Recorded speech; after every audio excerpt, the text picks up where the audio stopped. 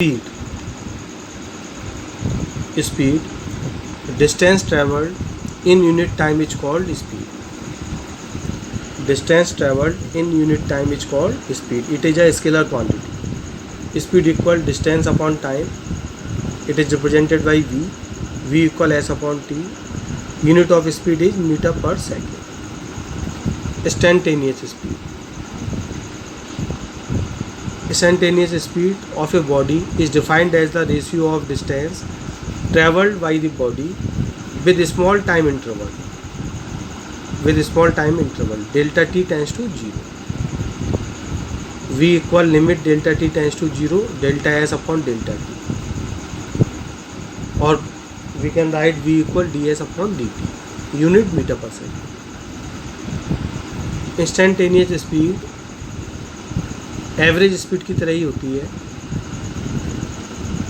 Delta T time interval.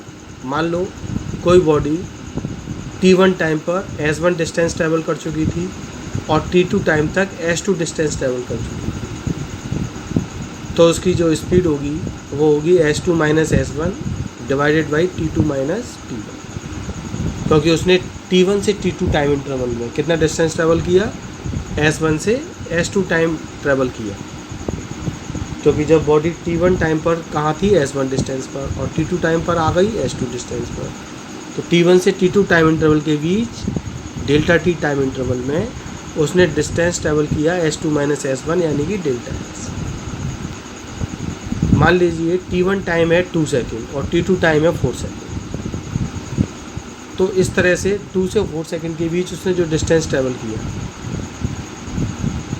अब इस तरह से जो वेलोसिटी निकल कर आएगी ये 2 से 4 सेकंड के बीच की होगी, तो इसको हम इंस्टेंटेनियस स्पीड नहीं कह सकते. या वेलोसिटी फाइंड कर रहे हैं तो इंस्टेंटेनियस वेलोसिटी भी नहीं कह सकते, क्योंकि ये पर्टिकुलर इंस्टेंट की वेलोसिटी नहीं होगी. ये तो 2 से 4 सेकंड, फ्रॉम 2 to 4, 2 से 4 सेकंड के बीच का एवरेज स्पीड आ गई. और हमें पर्टिकुलर सपोज 3 सेकंड पर हमें इंस्टेंटेनियस स्पीड फाइंड करनी है, तो हमें डेल्टा टी टाइम इंटरवल बहुत छोटा करना होगा, टेंस टू 0. यानी कि आपको 3 सेकंड से कम लेफ़्ट साइड में, बहुत कम एज पॉसिबल एज, मान लीजिए 2.999 सेकंड पर कितनी क्या पोजीशन थी एस पर, और उधर 3.001 सेकंड पर क्या पोजीशन थी, तो ये टाइम इंटरवल बहुत छोटा हो गया, 3.001 माइनस 2.999, और इसमें S1 S2 का जो डिफरेंस था S2 माइनस S1 वो डेल्टा S होगा, और ये small time interval delta T होगा. अब जो हम डिवाइड करके फाइंड करेंगे स्पीड V, ये आएगी इंस्टेंटेनियस स्पीड 3 सेकंड. तो डेल्टा T छोटे से छोटा होना चाहिए. अगर आपने डेल्टा T ले लिया 1 से 5 सेकंड, तो ये एवरेज स्पीड निकल कर आएगी. तो डेल्टा टी टेंस टू 0 रखना होता है. Delta T tends to 0.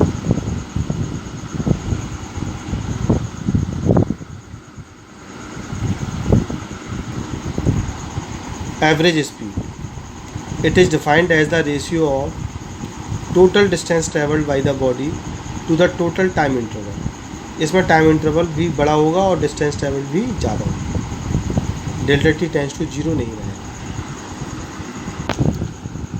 मान लीजिए कोई ऑब्जेक्ट t1 टाइम में s1 डिस्टेंस ट्रैवल करता है, t2 टाइम में s2 डिस्टेंस ट्रैवल करता है, and so on tn time में sn डिस्टेंस ट्रैवल करता है. तो एवरेज स्पीड हो जाएगी total distance covered, total distance s1 plus s2 up to sn divided by total time, ठीक है, t1 plus t2 up to tn. Unit metre per second.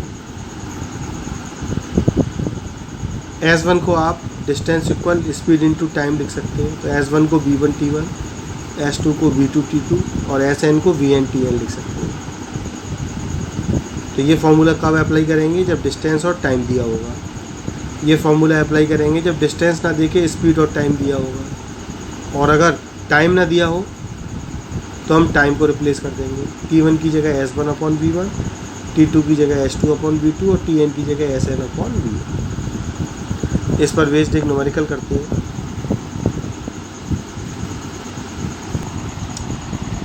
A car travels first half distance between two places with a speed of 40 km per hour and the rest half distance with a speed of 60 km per hour. What is the average speed of the car? तो पहले half distance travel किया, S1 हो गया S/2, फिर half distance travel किया तो S2 भी हो गया S/2. फर्स्ट आपकी स्पीड V1 और सेकंड आपकी स्पीड V2. S और V गिवन है तो ये वाला फॉर्मूला लगेगा, टाइम नहीं दिया. S1 plus S2 up to Sn divided by S1 upon V1 plus S2 upon V2 up to Sn upon Vn. यहाँ पर दो ही पार्ट है, दो बार ही लगेगा ये. S1 भी S/2 है और S2 भी S/2 है. यहाँ S1 S/2 और स्पीड 40 से डिवाइड S/2 डिवाइड बाई 60. तो ये आ जाएगा S/80 प्लस S/120. एलसीएम ले लिया, 80 और 120 का एलसीएम 240.